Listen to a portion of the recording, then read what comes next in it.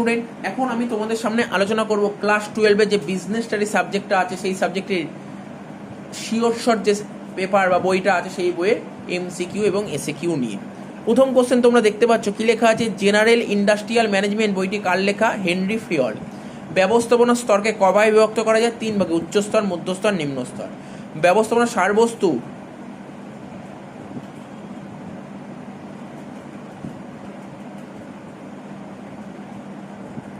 এখানে যে কোশ্চেনটা বলেছে না, বলছে ব্যবস্থাপনার সারবস্তু কোন কাজ, মানে আমি বলছি কোশ্চেনটা কি, মানে বুঝিয়ে দিচ্ছি ব্যাপারটা।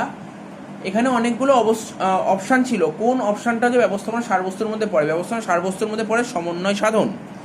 ব্যবস্থাপনার উদ্দেশ্য হলো মুনাফা অর্জন। তারপর হচ্ছে তোমার কি হবে, তোমার পরিকল্পনা প্রণয়ন, আর হচ্ছে কারবারের বৃদ্ধি। এবারে পটস্কর কথাটি প্রবর্তককে? লুথার গালিক, আগেও বলেছি। ভবিষ্যৎকে শৃঙ্খলিত করার ফাঁদ হলো পরিকল্পনা, এটা কার উক্তি? অ্যালেইন। সংগঠন গড়ে তোলার প্রথম ধাপ কি? লক্ষ্য স্থির করা।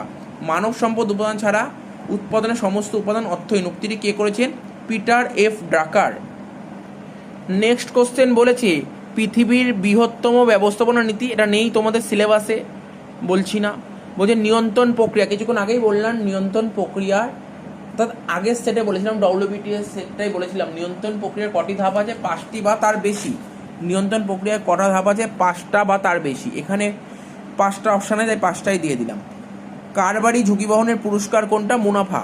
তাহলে মুনাফার সর্বাধিকরণ হলো সংকীর্ণ ধারণা। পণ্য নামকরণের ক্ষেত্রে নাম, প্রতীক, চিহ্ন 3টেই ব্যবহৃত হয়। প্রচারের প্রধান বৈশিষ্ট্য কোনটি? মুনাফা বিবর্জিত। ঠিক আছে, মুনাফা বিবর্জিত। নেক্সট বলে যে প্রশিক্ষণের লক্ষ্য কি? কর্মীরা যাতে কাজ সম্পর্কে অবহিত হয় তার ব্যবস্থা করা হচ্ছে প্রশিক্ষণের লক্ষ্য। সংগঠন কাকে বলে? কর্ম ও কর্মীর মধ্যে সমন্বয় সাধনের প্রক্রিয়াকে সংগঠন বলে। বাজেট কি? যে আর্থিক পরিকল্পনা ভবিষ্যতের কোনো সময়খণ্ডের আনুমানিক আর্থিক ফলাফল প্রকাশ করতে সাহায্য করে তাকেই বাজেট বলে। যে আর্থিক পরিকল্পনা ভবিষ্যতের কোনো সময়খণ্ডের আনুমানিক আর্থিক ফলাফল প্রকাশ করতে সাহায্য করে তাকে বাজেট বলে। এবার যে পরিকল্পনার বিপরীত অবস্থাকে কি বলা হয়? অবিন্যস্ত কাজকর্ম।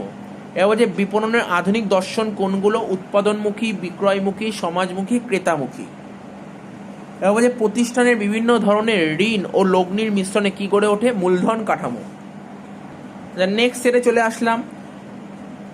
ঠিক আছে, প্রথম কোশ্চেনটা বলছে বিকেন্দ্রীকরণ হলো সর্বনিম্ন স্তর পর্যন্ত ক্ষমতা ও দায়িত্ব অর্পণ যা অবশ্য কার্যক্ষেত্রে প্রয়োগ ও পালন সম্ভব হয়। উক্তিটি কে করেছেন? Keith Davies.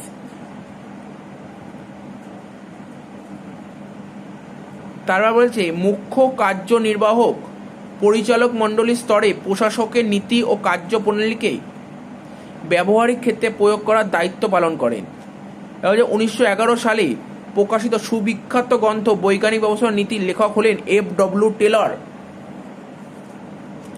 এবার বলেছে কর্মী নির্বাচন পদ্ধতি নয়, ওখানে অনেকগুলো অপশন ছিল, কোনটা কর্মী নির্বাচন পদ্ধতি নয়? পরিকল্পনা গ্রহণ হচ্ছে কর্মী নির্বাচন পদ্ধতি নয়। ঠিক আছে, তারপর হচ্ছে কর্মীদের নৈতিক দায়িত্ব সম্পর্কে সচেতন করে তোলে ও কাজ করার প্রেরণা যোগায় নিয়ন্ত্রণ। ব্যবস্থাপনা হলো বহু উদ্দেশ্য সাধক যন্ত্র যা কারবারকে পরিচালনা করে, ম্যানেজারকে পরিচালনা করে এবং কর্মী ও কাজকে পরিচালনা করে। এই উক্তিটি কে করেছেন? পিটার এফ ডাকার। নিয়ন্ত্রণের গুরুত্ব নয়, এখানে অনেকগুলো অপশন ছিল, কোনটা নিয়ন্ত্রণের গুরুত্ব নয়? দেখো অপশানগুলো বলে দিচ্ছি, নিয়মানুবর্তিতা, সংশোধনের সুযোগ, উন্নত মনোবল সৃষ্টি, 3টেই নিয়ন্ত্রণের গুরুত্ব, তো কোনোটিই নয় হবে। এবার বলেছি প্রবেশন কথার অর্থ কি? কর্মী সংগ্রহ। সংগঠন কাঠামো প্রকৃতপক্ষে সংগঠনের ভিত্তি। তারা বলেছে আধুনিক আর্থিক ব্যবস্থাপনা বিবেচনা করে বিনিয়োগ ও লভ্যাংশ বন্টন সংক্রান্ত সিদ্ধান্ত। সম্পদ সর্বাধিকরণ হলো আধুনিক ধারণা, বিক্রয় প্রসারের ক্ষেত্রে যুক্ত নয়, অতিরিক্ত দাম প্রদান। বিপণনের প্রথাগত ধারণার মধ্যে পড়ে না কোনটি? বিক্রেতামুখী। আর বিপণনের কার্যাবলীর মধ্যে পড়ে না উৎপাদনের জন্য কাঁচামাল সংগ্রহ। বলেছে বিকেন্দ্রীকরণ বলতে কি বোঝো? যে প্রক্রিয়ার মাধ্যমে সংগঠনের বিভিন্ন কাজ ও গুরুত্বপূর্ণ সিদ্ধান্ত গ্রহণের জন্য ঊর্ধ্বতন কর্তৃপক্ষ থেকে অর্ধতন কর্মীদের মধ্যে ভার অর্পণ করা হয় তাকে বিকেন্দ্রীকরণ বলে। এবার বলেছে পরিকল্পনার ক্ষেত্রে ধারাবাহিকতার প্রয়োজন কি? যতদিন কারবার চলে ততদিন পরিকল্পনা চলতে পারে। পরিকল্পনা হলো একটি বিরতিহীন কর্মযোগ্য, তাই দীর্ঘস্থায়ী উদ্দেশ্য নিয়ে কারবার গড়ে ওঠে। পরিবর্তনশীল কারবারি জগতে বিভিন্ন সময় বিভিন্ন রূপে পরিকল্পনা রূপায়ণের প্রয়োজন হয়। এবার যে আর্থিক পরিকল্পনা নমনীয় হওয়া প্রয়োজন কেন? ভবিষ্যতের কথা চিন্তা করে বর্তমানে পরিকল্পনাটি তৈরি করা হয়। ঠিক আছে, আর একটু লিখে নাও, এখানে পুরোটা লেখা নেই, বলেছে ভবিষ্যতের কথা চিন্তা করে বর্তমান পরিকল্পনাটি তৈরি করা হয়। এর সঙ্গে আর কি জুড়ে দিতে পারো তোমরা এটা জুড়ে দিতে পারো, ভবিষ্যৎ অনিশ্চিত, তাই ভবিষ্যতে প্রয়োজন মতো পরিকল্পনাটি সংশোধনের প্রয়োজন হতে পারে। এই কারণে আর্থিক পরিকল্পনা সংশোধনের প্রয়োজন হতে পারে। তাই আর্থিক পরিকল্পনা এমনভাবে তৈরি করা উচিত যাতে ভবিষ্যতে পরিস্থিতি অনুযায়ী পরিবর্তন করা যেতে পারে। আমি আবার বলে দিচ্ছি, ঠিক আছে, আরও দুবার বলবো, তোমরা শুনে লিখে নিও। আর্থিক পরিকল্পনা নমনীয় হওয়া প্রয়োজন কেন? অ্যান্সার কি লিখবে? অ্যান্সার লিখবে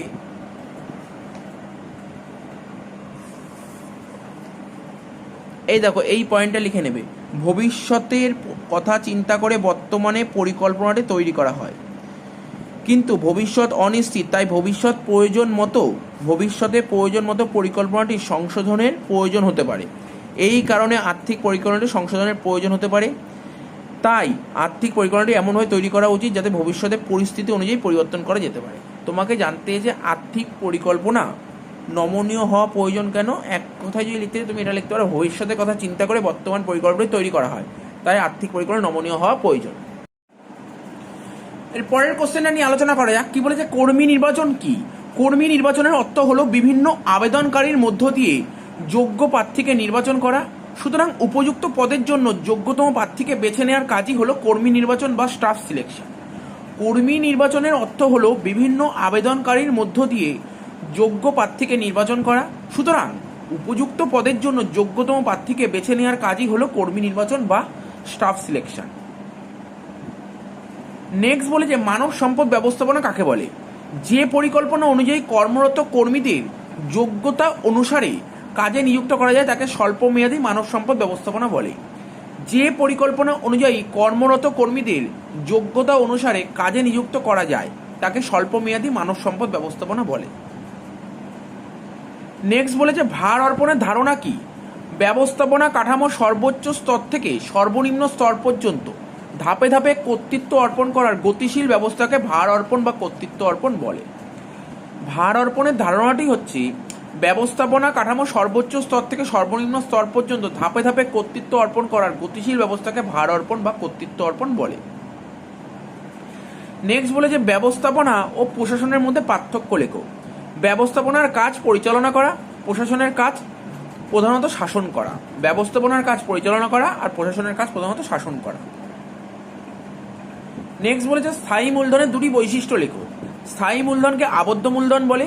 স্থায়ী মূলধন বারংবার ব্যবহার করা যায়। আবদ্ধ মূলধন কি? স্থায়ী মূলধন একবার কারবারে ব্যবহার শুরু হলে তা মালিকের ইচ্ছা অনুসারে যে কোনো সময় তুলে নেওয়া যায় না, তাই অনেকে স্থায়ী মূলধনকে আবদ্ধ মূলধন বলে। স্থায়ী মূলধন একবার কারবারে ব্যবহার শুরু হলে তা মালিকের ইচ্ছা অনুসারে যে কোনো সময় তুলে নেওয়া যায় না, তাই অনেকে স্থায়ী মূলধনকে আবদ্ধ মূলধন বলে। নেক্সট বলেছে ব্যবস্থাপনাকে কি পেশা বলা যায়? ব্যবস্থাপনায় পেশার মতো নির্দিষ্ট আচরণবিধি ও দর্শন আছে, তাই ব্যবস্থাপনাকে পেশা বলা যায়। ব্যবস্থাপনায় পেশার মতো নির্দিষ্ট আচরণবিধি ও দর্শন আছে, তাই ব্যবস্থাপনাকে পেশা বলা যায়। নেক্সট কোশ্চেন বলেছে বিজ্ঞাপনের সুবিধা লেখো। উৎপাদনকারীরা উৎপাদিত দ্রব্যের বিজ্ঞাপন দেওয়ার ফলে সেই দ্রব্যের নতুন বাজার গঠিত হয় ও চাহিদা সৃষ্টি হয়। উৎপাদনকারীরা উৎপাদিত দ্রব্যের বিজ্ঞাপন দেওয়ার ফলে সেই দ্রব্যের নতুন বাজার গঠিত হয় ও চাহিদার সৃষ্টি হয়। এবার বলছে লেবেল আটাইকরণ বাধ্যতামূলক এমন দুটি পণ্যের নাম কি? ওষুধ, বেবি ফুড, রাসায়নিক দ্রব্য। লেবেল আটাইকরণ বাধ্যতামূলক এমন দুটি পণ্যের নাম ওষুধ, বেবি ফুড, রাসায়নিক দ্রব্য। এবার বলছে বর্ণনামূলক লেবেল কি? যে লেবেলের মাধ্যমে পণ্যদ্রব্যের উপাদান, পণ্যের গুণাবলী, উৎপাদনের তারিখ, সঠিক ব্যবহারের নিয়ম, ওজন, মূল্য এবং পুষ্টি বিচার সব কিছুই জানা যায় তাকে বর্ণনামূলক লেবেল বলে। যে লেবেলের মাধ্যমে পণ্যদ্রব্যের উপাদান, পণ্যের গুণাবলী, উৎপাদনের তারিখ, সঠিক ব্যবহারের নিয়ম, ওজন, মূল্য এবং পুষ্টি বিচার সব কিছু জানা যায় তাকে বর্ণনামূলক লেভেল বলে। নেক্সট বলে যে কর্মকৌশল কি? সকল বাধাবিঘ্নকে উপেক্ষা করে কারবারের উন্নতি কল্পে কারবারকে এগিয়ে নিয়ে যাওয়ার জন্য যে পদ্ধতি অবলম্বন করা হয় তাকে কৌশল বলে। সকল বাধাবিঘ্নকে উপেক্ষা করে কারবারের উন্নতি কল্পে কারবারকে এগিয়ে নিয়ে যাওয়ার জন্য যে পদ্ধতি অবলম্বন করা তাকে কৌশল বলে। কে কর্তৃত্ব অর্পণ করতে পারে? ঊর্ধ্বতন স্তরের ব্যক্তিরা কর্তৃত্ব অর্পণ করতে পারে। এবার বলেছে পণ্য বন্টন প্রণালী কি? উৎপাদনকারী ও ভোগকারীর মধ্যে সব রকমের বাধা দূর করার জন্য যে বৈচিত্র্যময় ব্যবস্থা ও কর্মপ্রচেষ্টা গ্রহণ করা হয় তার নামই হলো পণ্য বন্টন প্রণালী। উৎপাদনকারী ও ভোগকারীর মধ্যে সব রকমের বাধা দূর করার জন্য যে বৈচিত্র্যময় ব্যবস্থা ও কর্মপ্রচেষ্টা গ্রহণ করা হয় তার নামই হলো পণ্য বন্টন প্রণালী। নেক্সট বলেছে অধিপরিকল্পনা কি? সমগ্র কারবারের জন্য যে পরিকল্পনা করা হয় তাকে বলে অধিপরিকল্পনা। সমগ্র কারবারের জন্য যে পরিকল্পনা করা হয় তাকে বলে অধিপরিকল্পনা। নেক্সট বলেছে সহায়ক পরিকল্পনা কি? মূল পরিকল্পনা তৈরি হলে পরিকল্পনাকারীরা পরিকল্পনার অন্তর্গত বিভিন্ন বিষয়ের প্রতি দৃষ্টি দেন।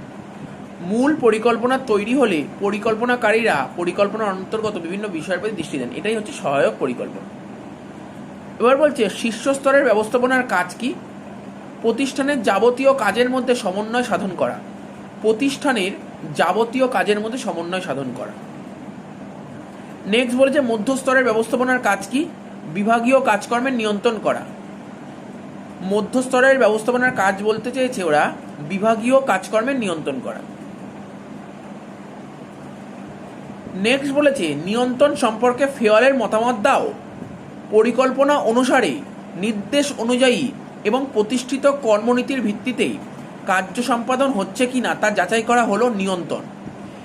এর উদ্দেশ্য হলো ভুল ত্রুটি আবিষ্কার করে ভবিষ্যতে যাতে পুনরাবৃত্তি না ঘটে তার ব্যবস্থা করা। পরিকল্পনা অনুসারে নির্দেশ অনুযায়ী এবং প্রতিষ্ঠিত কর্মনীতির ভিত্তিতে কার্য সম্পাদন হচ্ছে কিনা তা যাচাই করা হলো নিয়ন্ত্রণ।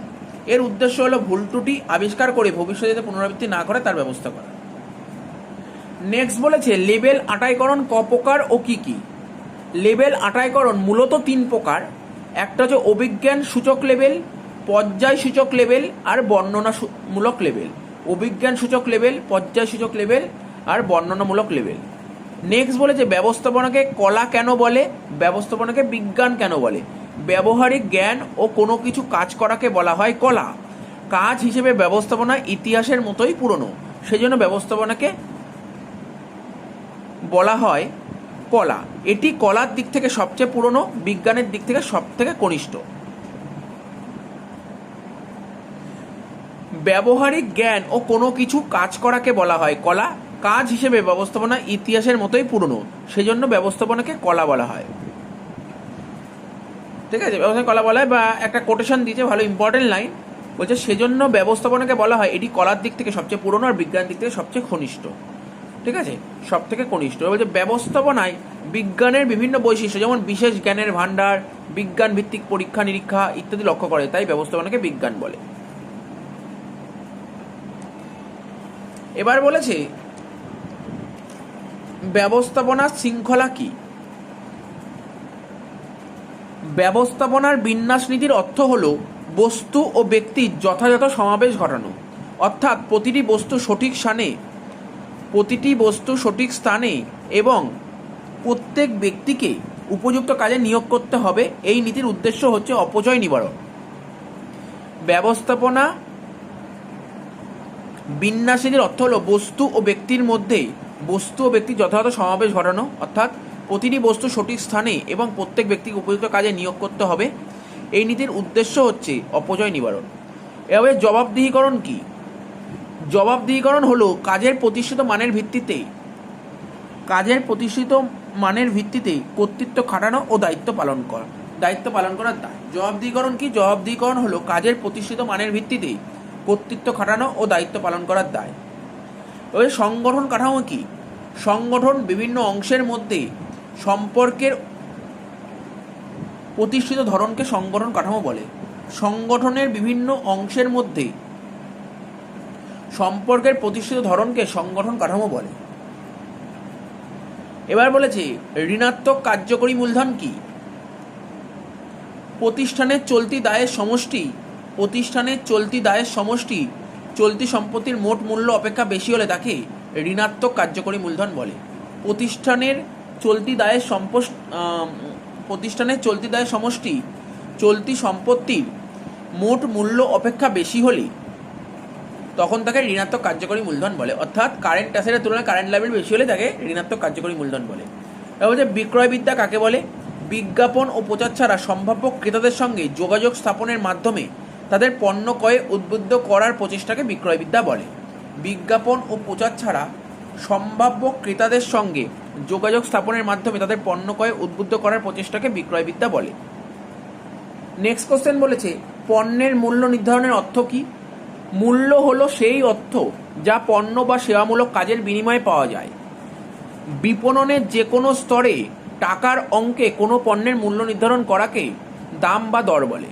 মূল্য হলো সেই অর্থ যা পণ্য বা সেবামূলক কাজের বিনিময়ে পাওয়া যায়। বিপণনের যে কোনো স্তরে টাকার অঙ্কে কোনো পণ্যের মূল্য নির্ধারণ করাকে দাম বা দর বলে। এ বলছে আদর্শ দেনা মালিকানা সূত্রটি লেখো। সূত্রটি হচ্ছে ডেপ্ট equity ratio equal to all ডেপ্ট divided by share holders equity fund. All ডেপ্ট divided by share holders equity fund. Next বলেছে বাণিজ্য চক্র কিভাবে কার্যকরী মূলধনকে প্রভাবিত করে? বাণিজ্য চক্রের পরিবর্তনের ফলে তেজি আর্থিক পরিস্থিতিতে পণ্যের চাহিদা, দাম ও উৎপাদন বাড়ে। বাণিজ্য চক্রের পরিবর্তনের ফলে তেজি আর্থিক পরিস্থিতিতে পণ্যের চাহিদা, দাম ও উৎপাদন বাড়ে, ফলে বেশি কার্যকরী মূলধনের প্রয়োজন হয়। অন্যদিকে মন্দার সময় পণ্যের চাহিদা, দাম, উৎপাদন কমে যায় এবং কার্যকরী মূলধনের প্রয়োজনও কম। আবার বলছি বাণিজ্য চক্র কী করে কার্যকরী মূলধনকে প্রভাবিত করে? বাণিজ্য চক্রের পরিবর্তনের ফলে তেজি আর্থিক পরিস্থিতিতে পণ্যের চাহিদা, দাম ও উৎপাদন বাড়ে, ফলে বেশি কার্যকরী মূলধনের প্রয়োজন হয়। অন্যদিকে মন্দার সময় পণ্যের চাহিদা, দাম, উৎপাদন কমে যায় এবং কার্যকরী মূলধনের প্রয়োজনও কমে। এবার বলছে বিজ্ঞাপনের বিরুদ্ধে দুটি অভিযোগ লেখো। কুরুচিপূর্ণ বিজ্ঞাপন সমাজের নৈতিক মান ও মূল্যবোধকে বিনষ্ট করে। কুরুচিপূর্ণ বিজ্ঞাপন সমাজের নৈতিক মান ও মূল্যবোধকে বিনষ্ট করে। মিথ্যা বিজ্ঞাপনের ফলে কারবারের সুনাম নষ্ট হয়। হয়ে গেল। এবার বলছে সরল মূলধন কাঠামো বলতে কি বোঝো? যখন কোনো প্রতিষ্ঠান কেবলমাত্র একটি উৎস থেকে মূলধন সংগ্রহ করে তাকে সরল মূলধন কাঠামো বলে। ক্যাপিটাল স্ট্রাকচারটা দেওয়া হয়েছে, অর্থাৎ এই মূলধন কাঠামোতে ইকুইটি শেয়ার ক্যাপিটাল থাকবে আর রিটেন আর্নিংস থাকবে। এবার বলছে অর্থ লগ্নীকরণ বলতে কি বোঝো? সংগৃহীত সম্পদের সর্বোত্তম ব্যবহারের মাধ্যমে সম্পদ সৃষ্টি ও বৃদ্ধি নিশ্চিত করাই হলো আর্থিক ব্যবস্থাপনার লক্ষ্য। এই লক্ষ্য সাধনের জন্য সংগৃহীত অর্থের উপযুক্ত বিনিয়োগ একান্ত প্রয়োজন। বিনিয়োগ দীর্ঘমেয়াদী বা স্বল্পমেয়াদী বা উভয় প্রকারই হতে পারে। বিনিয়োগ সংক্রান্ত সিদ্ধান্ত গ্রহণ যে সমস্ত নীতির উপর নির্ভরশীল সেগুলি হলো নিরাপত্তা, তরলতা। অর্থ লগ্নীকরণ সংগৃহীত সম্পদের সর্বোত্তম ব্যবহারের মাধ্যমে সম্পদ সৃষ্টি ও বৃদ্ধি নিশ্চিত করাই হলো আর্থিক ব্যবস্থাপনার লক্ষ্য। এই লক্ষ্য সাধনের জন্য সংগৃহীত অর্থের উপযুক্ত বিনিয়োগ একান্ত প্রয়োজন। বিনিয়োগ দীর্ঘমেয়াদী বা স্বল্পমেয়াদী বা উভয় প্রকারই হতে পারে। বিনিয়োগ সংক্রান্ত সিদ্ধান্ত গ্রহণ যে সমস্ত নীতির উপর নির্ভরশীল সেগুলি হলো নিরাপত্তা, তরলতা। নেক্সট বলে যে আর্থিক কাঠামো ও মূলধন কাঠামো কি এক? না, দুটি এক নয়। অর্থাৎ আর্থিক কাঠামো ও মূলধন কাঠামো এক নয়। আর্থিক কাঠামো বলতে বোঝায় প্রতিষ্ঠানের নিট মূল্য এবং দীর্ঘমেয়াদী ও স্বল্পমেয়াদী ঋণ সহ সমস্ত দায়গুলির যোগফল। আর্থিক কাঠামো থেকে স্বল্পমেয়াদী ঋণগুলি বাদ দেওয়ার পর যে চিত্রটি পাওয়া যায় তা হলো মূলধন কাঠামো। বলছে আর্থিক কাঠামো আর মূলধন কাঠামো দুটো এক জিনিস নয়। আর্থিক কাঠামো বলতে বোঝায় প্রতিষ্ঠানের নিট মূল্য, দীর্ঘমেয়াদী ও স্বল্পমেয়াদী ঋণ সহ সমস্ত দায়গুলির যোগফল। আর্থিক কাঠামো থেকে স্বল্পমেয়াদী ঋণগুলি বাদ দেওয়ার পর যে চিত্রটি পাওয়া যায় সেটাই হলো মূলধন কাঠামো। এবার বলছে দুটি শিল্পপণ্যের নাম লেখো। একটা কয়লা, লোহা। এবার যে অস্পর্শনীয় পণ্য কি? যে পণ্য চোখে দেখা যায় না, স্পর্শ করা যায় না কিন্তু অনুভব করা যায় তাকে অস্পর্শনীয় পণ্য বলে, যেমন ব্যাংক, বীমা কর্তৃক সেবা, মেরামতি করা ইত্যাদি। প্রচারের উদ্দেশ্য, প্রচারের মূল উদ্দেশ্য মুনাফা অর্জন করা নয়। এর উদ্দেশ্য বহুবিধ হতে পারে, মানে অনেক উদ্দেশ্য হতে পারে। কোনো বিষয় বা বস্তুর অস্তিত্ব সম্বন্ধে অবহিত করাই প্রচারের মূল উদ্দেশ্য। কোনো বিষয় বা বস্তুর অস্তিত্ব সম্বন্ধে অবহিত করাই প্রচারের মূল উদ্দেশ্য। এবার বলছে উচ্চ গিয়ার সম্পন্ন মূলধন কাঠামো কি? যে মূলধন কাঠামো স্থির আয় উপার্জনকারী লগ্নিপত্রের মাধ্যমে সংগৃহীত মূলধন ইকুইটি শেয়ার হোল্ডারদের মূলধনের তুলনায় বেশি থাকে সেই মূলধন কাঠামোকে উচ্চ গিয়ার সম্পন্ন মূলধন কাঠামো বলে। যে মূলধন কাঠামো স্থির আয় উপার্জনকারী লগ্নিপত্রের মাধ্যমে সংগৃহীত মূলধন ইকুইটি শেয়ার হোল্ডারদের মূলধনের তুলনায় বেশি থাকে সেই মূলধন কাঠামোকে উচ্চ গিয়ার সম্পন্ন মূলধন কাঠামো বলে। আবার যে আর্থিক কাঠামো কি, কিছুক্ষণ আগেই একটা কোশ্চেন আলোচনা, মূলধন কাঠামো আর্থিক কাঠামো কি এক, ওখানে যেটা আর্থিক কাঠামো লেখা ছিল সেটা লিখলেই হবে। এবার নিট কার্যকরী মূলধন কাকে বলে? কোনো প্রতিষ্ঠানের মোট চলতি সম্পত্তি ও চলতি দায়ের পার্থক্যকে নিট কার্যকরী মূলধন বলে। কোনো প্রতিষ্ঠানের মোট চলতি সম্পত্তি ও চলতি দায়ের পার্থক্যকে নিট কার্যকরী মূলধন বলে। নেক্সট বলে যে কর্মবিভাজন কাকে বলে? কর্মবিভাজন হলো ব্যবস্থাপনার উল্লেখযোগ্য নীতি। এই নীতি অনুসারে কর্মীদের যোগ্যতা অনুযায়ী কর্মের বন্টন করা হয়, যার ফলে প্রতিষ্ঠানের কাজকর্মের গতি বৃদ্ধি পায়, সামগ্রিকভাবে প্রতিষ্ঠানের উৎপাদনশীলতাও বৃদ্ধি পায়। এবার বলছে নিয়ন্ত্রণের বৈশিষ্ট্য, এটি একটি ধারাবাহিক প্রক্রিয়া। নিয়ন্ত্রণ পদ্ধতি খুব সহজ ও সরল হয় কর্মীদের কাছে, তা সহজেই বোধগম্য হয়। এবার বলছে পরিকল্পনা বলতে কি বোঝায়? পরিকল্পনার অর্থ হলো ভবিষ্যতের দিকে দৃষ্টি দেওয়া, বিচক্ষণতার সঙ্গে ভবিষ্যৎ কার্যকলাপ স্থির করার পন্থা এবং কার্যে পরিণত করার উপায় অন্বেষণ করা। এর পরের কোশ্চেনটা নিয়ে আলোচনা করা যাক। বলে ভার অর্পণ প্রক্রিয়াটি কতি ধাপে গড়ে ওঠে? 3টি ধাপে গড়ে ওঠে। আগাম সিদ্ধান্ত গ্রহণের প্রক্রিয়াকে কি বলে? পরিকল্পনা। রৈখিক সংগঠন কি? যে সংগঠনে প্রতিষ্ঠানের শীর্ষস্তর থেকে নিম্ন স্তরের কর্মীদের কাছে সরলরেখার আকারে কর্তৃত্বের স্রোত প্রবাহিত হয়, ঠিক আছে, তাকে রৈখিক সংগঠন বলে। পটস্কপ কি? লুথার গালিক ব্যবস্থাপনা কার্যাবলীকে পটস্কপ বলেছেন। P for planning, O for organisation, D for directing, ঠিক আছে, S for staffing, C O for coordination, R for reporting, B for budgeting. বিক্রয়বিদ্যা কি? বিজ্ঞাপন ও প্রচার ছাড়া সম্ভাব্য ক্রেতাদের সঙ্গে যোগাযোগ স্থাপনের মাধ্যমে তাদের পণ্য ক্রয়ে উদ্বুদ্ধ করার প্রচেষ্টাকে বিক্রয়বিদ্যা বলে। এবার নিম্ন গিয়ার সম্পন্ন মূলধন কাঠামো কি? যে মূলধন কাঠামো ইকুইটি শেয়ার হোল্ডারদের মূলধন স্থির আয় উপার্জনকারী লগ্নিপত্রের মাধ্যমে সংগৃহীত মূলধন অপেক্ষা বেশি, সেই মূলধন কাঠামোকে লো গিয়ার ক্যাপিটাল স্ট্রাকচার বলে। অর্থাৎ যেই মূলধন কাঠামোতে লোনের তুলনায়, ঠিক আছে, ইকুইটি মানে ক্যাপিটাল মানে শেয়ার ক্যাপিটালটা বেশি থাকে, তাকেই বলে নিম্ন গিয়ার সম্পন্ন মূলধন কাঠামো। নেক্সট কোশ্চেন বলছে আর্থিক ব্যবস্থার মূল উদ্দেশ্য কি? আর্থিক ব্যবস্থার মূল উদ্দেশ্য হলো অর্থ সংগ্রহ এবং অর্থের সর্বোত্তম ব্যবহার করা। নেক্সট বলেছে ইকুইটির ওপর কারবার কি? ঠিক আছে, ইকুইটির ওপর কারবার অর্থাৎ ট্রেডিং অন ইকুইটি কি? বলে যদি প্রেফারেন্স শেয়ার হোল্ডার ও ডিবেঞ্চারদের প্রদত্ত লভ্যাংশ সুদের নির্ধারিত হার কোম্পানির আয়ের সাধারণ হার বা আয়ের আভ্যন্তরীণ আয় অপেক্ষা কম হয়, তাহলে ইকুইটি শেয়ার গ্রহীতারা অতিরিক্ত মুনাফার সুযোগ ভোগ করে। এরূপ ব্যবস্থাকে ইকুইটির উপর কারবার বলে। ঠিক আছে, এই ইকুইটির উপর কারবার, ট্রেডিং অন ইকুইটি। যদি বুঝতে অসুবিধা হয়, অলরেডি আমার ইউটিউবে একটা ভিডিও আপলোড করা আছে, বলবে কোন ভিডিও, আমি ঠিক বলে দেবো তোমাদের যদি বুঝতে অসুবিধা হয়, এবং কোন ভিডিও কত মিনিট থেকে কত মিনিট অবধি তোমাদের দেখলে কভার আপ হয়ে যাবে। একটা অঙ্ক দিয়ে ব্যাপারটাকে বুঝিয়েছি, ঠিক আছে, তাও 10 মিনিটের মতন বুঝিয়েছি। অসুবিধা হলে আমাকে বলবে, আমি বুঝিয়ে দেবো। ঠিক আছে, নেক্সট বলছে বিজ্ঞাপনের দুটি মাধ্যম কি? সংবাদপত্র ও টেলিভিশন। নেক্সট বলছে নিয়ন্ত্রণ ব্যবস্থাকে কোন পর্যায়ের কাজ? নিয়ন্ত্রণ ব্যবস্থাপনা কোন পর্যায়ের কাজ? সর্বশেষ পর্যায়ের কাজ। বলছে বিপণনের সহায়ক দুটি কাজ কি? অর্থ সংস্থান, প্রক্রিয়াকরণ, বিজ্ঞাপন, গবেষণা। তো দেখো, এর পাশাপাশি সিওর শটের আমাদের কি শেষ হয়ে গেল? এর পাশাপাশি আমাদের সিওর শটের বিএসটির যতগুলো এসএকিউ ছিল মোটামুটি আমরা কভার আপ করার চেষ্টা করলাম। ঠিক আছে, পরবর্তী কোশ্চেনটা বলেছে নিয়ন্ত্রণ ব্যবস্থা প্রতিষ্ঠানের মধ্যে নিয়মানুবর্তিতা ও শৃঙ্খলা রক্ষায় সাহায্য করে। তাহলে ওয়াক ইন ইন্টারভিউ কি? ইচ্ছুক কর্মপ্রার্থীরা সরাসরি সাক্ষাৎ করে। ঠিক আছে, তারপরে নিয়ন্ত্রণের বৈশিষ্ট্য হিসেবে নিচের কোনটি গণ্য হয় না? ব্যবস্থাপনা কেন্দ্রিক কাজ। কর্মচারীদের কাজে অগ্রসর হওয়ার জন্য কি প্রয়োজন? নির্দেশনা। ব্যবস্থাপনার প্রধান কাজ কি? পরিকল্পনা। ব্যবস্থাপনা নীতি কিরূপ হওয়া উচিত? নমনীয়। তারা বলছে কাজের প্রমাণ মানের আবশ্যিক সত্য হিসেবে কোনটি সঠিক? নমনীয়, বাস্তবসম্মত, সহজ সরল, সবকটাই। তারা বলেছে নিচের কোনটি কাজের বাইরে প্রশিক্ষণ পদ্ধতির অন্তর্ভুক্ত নয়? শিক্ষানবিশ। নেক্সট বলেছে নিচের কোনটি বিপণন মিশ্রণের উপাদান নয়? ক্রেতা। তারপর বলছে আর্থিক ব্যবস্থাপনা হলো গতিশীল বিজ্ঞান। পণ্য বা সেবা স্বল্পমেয়াদী বিক্রয় প্রেরণামূলক কর্মসূচিকে বলা হয় বিক্রয় প্রসার। মূলধনের উৎস অনুযায়ী মূলধন কাঠামোকে দুভাগে ভাগ করা যায়। Cost is a fact but pricing is a policy. উক্তিটি কিসের সঙ্গে জড়িত? খুব সম্ভবত পরিব্যয়ী হবে এটা। তো যে বিপণনের মূল উদ্দেশ্য কি? বিপণনের মূল উদ্দেশ্য ক্রেতাদের সন্তুষ্টি বিধান করা। তারপরে যে the ultimate task of business is to create customer, উক্তিটি কে করেছেন? পিটার এফ ডাকার। বিজ্ঞাপনের মাধ্যম হচ্ছে সংবাদপত্র। ঠিক আছে, নেক্সট বলেছে কর্মচারীদের কাজে অগ্রসর হওয়ার জন্য প্রয়োজন,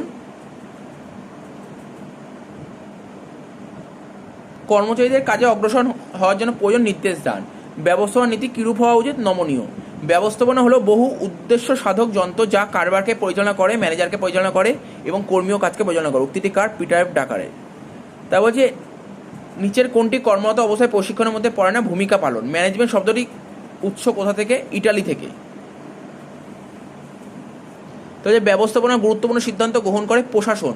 নিয়ন্ত্রণের মূল মন্ত্র নিহিত আছে কার্যকারিতার মধ্যে। কোনটি ভারতপূর্ণ উপাদান নয়? নিয়ম বহির্ভূত সংগঠন। তারপর পটস্কর কথাটি প্রবর্তককে? লুথার গালিক। সমন্বয় হলো ব্যবস্থাপনার সারবস্তু। নেক্সট বলেছে বিপণন মিশ্রণের ভাবনা প্রথম কে তুলে ধরেন? নীল বর্ডেন।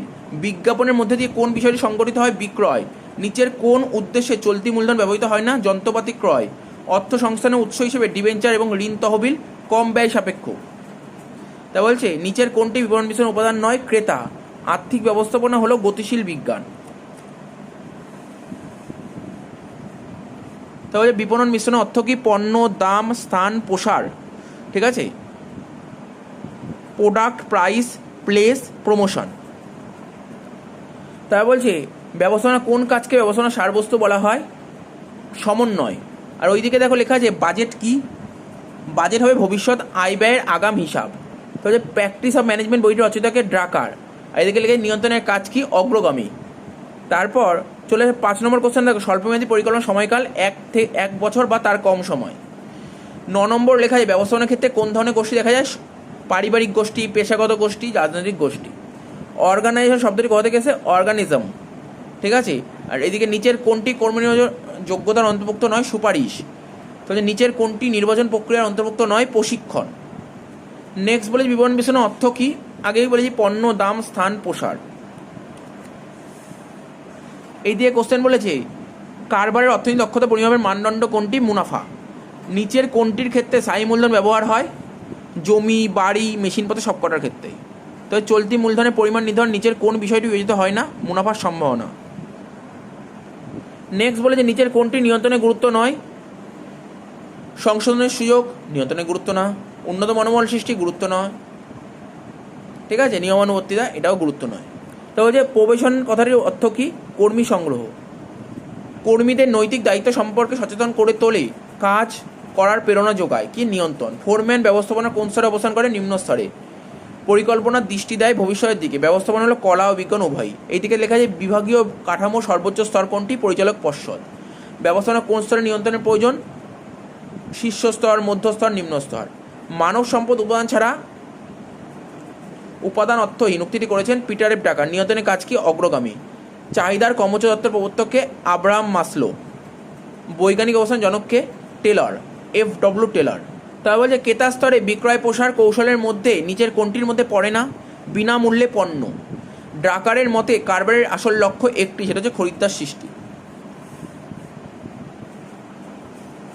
তা বলছে কারবারের অর্থনৈতিক দক্ষতা পরিমাপের মানদণ্ড কোনটি? মুনাফা। নিচের কোনটির ক্ষেত্রে স্থায়ী মূলধন ব্যবহার করা হয়? জমি, বাড়ি, মেশিনপত্র। আর্থিক ব্যবস্থাপনা সিদ্ধান্তমূলক কাজের মধ্যে কোনটি পড়ে? অর্থ সংস্থান সংক্রান্ত সিদ্ধান্ত, অর্থ লগ্নি সংক্রান্ত সিদ্ধান্ত, লভ্যাংশ বন্টন সংক্রান্ত সিদ্ধান্ত, সবগুলি। নেক্সট বলেছে হেনরি ফেয়ালের ব্যবস্থাপনা নীতি প্রথম কথাটি কি? কর্মবিভাজন। পরিকল্পনা প্রক্রিয়ার প্রথম ধাপ কোনটি? পরিকল্পনার প্রয়োজন অনুভব করা। ড্যাশ ছাড়া ভার অর্পণ অর্থহীন, কর্তৃত্ব ছাড়া ভার অর্পণ অর্থহীন। আধুনিক ব্যবস্থাপনার জনক কাকে বলা হয়? FW টেলরকে। কোনটি ব্যবস্থাপনার উদ্দেশ্য নয়? কর্মসংস্থান। কর্মচারীদের কাজ পর্যালোচনা করা কোন স্তরের ব্যবস্থাপকদের কাজ? নিম্ন স্তর। এইদিকে বলেছে নিম্নলিখিত কোন পদ্ধতির মাধ্যমে ব্যবস্থাপকগণ তাদের অধীনস্থ কর্মচারীদের নির্বাচন করেন, প্রশিক্ষণ দেন, পদোন্নতি ও অবসর গ্রহণ করানোর জন্য ব্যবস্থা গ্রহণ করেন? সেটা হচ্ছে কর্মীপদ পূরণ। কারবারের প্রয়োজনীয় যাবতীয় উপকরণ যেমন কাঁচামাল, মূলধন, যন্ত্রপাতি ও শ্রমিক সরবরাহ করাই হলো সংগঠন। সকল বাধাবিঘ্নকে উপেক্ষা করেই কারবারের উন্নতি কল্পে কারবারকে এগিয়ে নিয়ে যাওয়ার জন্য যে পদ্ধতি অবলম্বন করা হয় তাকে বলা হয় কৌশল। কর্মীদের প্রশিক্ষণের ফলে কর্মদক্ষতা বৃদ্ধি পায়। কর্মী নির্বাচন পদ্ধতি হলো আবেদনপত্র পরীক্ষা, লিখিত পরীক্ষা, সরাসরি সাক্ষাৎকার সব কটাই হবে। কার্যভিত্তিক সংগঠন প্রবর্তন করেন এফডব্লিউ টেলর।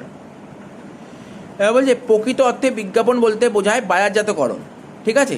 এদিকে বলছে পণ্যের ত্রিমাত্রিক ধারণায় নিচের কোনটি অন্তর্ভুক্ত নয় বস্তুগত। মূলধন বাজেটিংয়ের সিদ্ধান্ত দীর্ঘমেয়াদী। এদিকে বলছে আর্থিক ব্যবস্থাপনার গুরুত্ব প্রদান করে তহবিলের সর্বোত্তম ব্যবহার, প্রয়োজনীয় তহবিল সংগ্রহ। এবার বলে যে বিপণন মিশ্রণ ধারণার প্রবক্তা হলেন নীল বর্ডেন।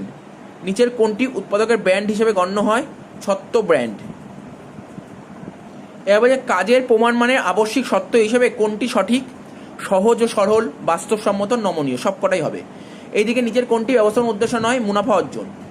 ড্যাশ ছাড়া ভার অর্পণ অর্থহীন, কর্তৃত্ব ছাড়া। হেনরি ফেয়ালে ব্যবস্থাপনা নীতির প্রথম কথাটি কি? কর্মবিভাজন, ঠিক আছে। এইদিকে তুমি চলে আসো 3 নম্বরটা, সংগঠন প্রক্রিয়া কটি ধাপে সম্পূর্ণ হয়? 8টি ধাপে। নিচের কোনটি নির্বাচন প্রক্রিয়ার অন্তর্ভুক্ত নয়? প্রশিক্ষণ। পরিকল্পনা প্রক্রিয়ার প্রথম ধাপ কোনটি? পরিকল্পনার প্রয়োজন অনুভব করা। এইদিকে যদি তুমি দেখো 10 নম্বরটা, ক্ষমতার বিকেন্দ্রীকরণ হলে দ্রুত সিদ্ধান্ত নেওয়ার সুবিধা হয়। তবে যে নিয়োগপত্র দেওয়ার আগে কর্মচারীকে কোন পরীক্ষায় উত্তীর্ণ হতে হয়? ডাক্তারি পরীক্ষায়। এবার যে কারবারের গুরুত্বপূর্ণ সিদ্ধান্ত গ্রহণ করে কে? প্রশাসন। এদিকে প্রকৃত অর্থে বিপণন বলতে বোঝায় বাজারজাতকরণ। পণ্যের ত্রিমাত্রিক ধারণা নিচের কোনটি অন্তর্ভুক্ত নয়? বস্তুগত। সহজলভ্য পণ্য কোনটি? ভোগ্য পণ্য। এইদিকে দেখো নিচের কোনটি ডিলারদের ব্র্যান্ড হিসেবে গণ্য করা হয়? Store brand. তাহলে চলতি মূলধনের পরিমাণ নির্ধারণে নিচের কোন বিষয় বিবেচিত হয় না? মুনাফার সম্ভাবনা। তাহলে ব্যবস্থাপনা হলো কলা ও বিজ্ঞান উভয়। কর্মীদের মধ্যে কাজে উৎসাহ সৃষ্টি করাকে বলা হয় অনুপ্রেরণা। ব্যবস্থাপনার প্রক্রিয়া সর্বশেষ পর্যায়ে হলো নিয়ন্ত্রণ। ম্যানেজমেন্ট শব্দের উৎস কোথায়? ইটালি। ব্যবস্থাপনা মানবদের কোন অংশে তুলনা করা হয়? মস্তিষ্ক। সার্বিক মানসিক বিপ্লবের ওপর কে গুরুত্ব দিচ্ছেন? FW Taylor. এইদিকে বলছে ব্যবসার গুরুত্বপূর্ণ সিদ্ধান্ত গ্রহণ করে কে? প্রশাসন। আধুনিক ব্যবস্থাপনার জনককে? টেলর। ভার অর্পণ উপাদানগুলি কর্তৃত্ব কি বলেছে? কর্তব্য, ভার অর্পণ, ক্ষমতা প্রদান, জবাবদিহিকরণ। পরিকল্পনা অনুযায়ী সঠিকভাবে কাজ করার নিয়মকে বলা হয় কর্মপদ্ধতি। প্রচারের বৈশিষ্ট্য কোনটি? মুনাফা বিবর্জিত। নিচের কোনটি ডিলারদের ব্র্যান্ড হিসেবে গণ্য হয়? Store brand. নেক্সট বলেছে কর্মীদের প্রশিক্ষণের ফলে দক্ষতা বৃদ্ধি পায়। হেনরি ফেয়ালের মধ্যে ব্যবস্থাপনার কাজ হলো 5টি। সংগঠন শব্দটির অর্থ হলো প্রকৃষ্ট বা সম্যকরূপে গঠন। এইদিকে তুমি 9 নম্বরটা দেখো, কোন প্রক্রিয়া পদ্ধতি অনুসারে কাজের নিশ্চয়তা দেয়? নিয়ন্ত্রণ। এদিকে 3 নম্বরটা, পরিকল্পনা ব্যবস্থাপনা কোন পর্যায়ের কাজ? প্রাথমিক পর্যায়ের কাজ। 4 নম্বরটা, মুখ্য নির্বাহক নিম্নলিখিত কোন প্রশাসকের নীতি ও কার্যপ্রণালীকে ব্যবহারিক ক্ষেত্রে প্রয়োগ করার দায়িত্ব পালন করেন? পরিচালক মণ্ডলী। 6 নম্বরটা বলছে দ্য প্র্যাকটিস অফ ম্যানেজমেন্ট রচয়িতাকে ড্রাকার। 11টা বলছে কারবারের ব্যবস্থাপনার উদ্দেশ্য হলো বিভিন্ন চাহিদা ও লক্ষ্যের মধ্যে ভারসাম্য রক্ষা করা। নেক্সট বলেছে কোনো কারবারের সংগঠন নিয়ন্ত্রণ একটি কী ধরনের প্রতিক্রিয়া? সম্মুখবর্তী। এদিক যদি দেখো 9 নম্বরটা বলেছে পণ্য বা সেবার স্বল্পমেয়াদী বিক্রয় প্রেরণামূলক কর্মসূচিকে বলা হয় বিক্রয় প্রসার। মূলধনের উৎস নিয়ে মূলধন কাঠামোকে দুভাগে ভাগ করা যায়। বিপণন মিশ্রণের সঙ্গে কোন বিহারী যুক্ত নয়? ক্রেতা। বিপণনের মূল উদ্দেশ্য ক্রেতা সন্তুষ্টি বিধান করা। এইদিকে বলছে আর্থিক ব্যবস্থার উদ্দেশ্য হলো সম্পদের সর্বাধিকরণ। সম্পদ সর্বাধিকরণ ধারণায় যে বিষয়টি গুরুত্ব পায় না সেটি হলো তাৎক্ষণিক মুনাফা অর্জন। তো দেখো মোটামুটিভাবে শিওর শটের যে এমসিকিউগুলো ছিল বিজনেস স্টাডিজের সেইগুলো আমরা কমপ্লিট করে দিলাম।